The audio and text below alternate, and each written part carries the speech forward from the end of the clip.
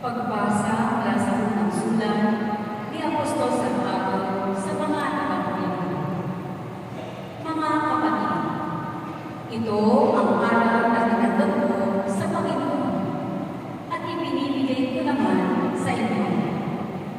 Ang Panginoong Jesus, noong gabing siya ay ipagkando, ay kumuha ng tinapay, nagpasalamat at pinaghati-hati ito at sinabi, "Ito ang aking katawan, na inihahandog para sa inyo.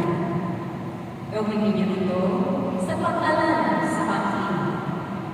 Gayon din naman, matapos maghapunan, ay hinawakan niya ang kalis at sinabi, "Ang kalis na ito ang bagong tipan, na pinagtitibay ng aking dugo.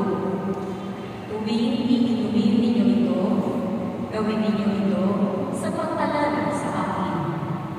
Sapagkat tuwing kakain kayo ng tinapay na ito at iinom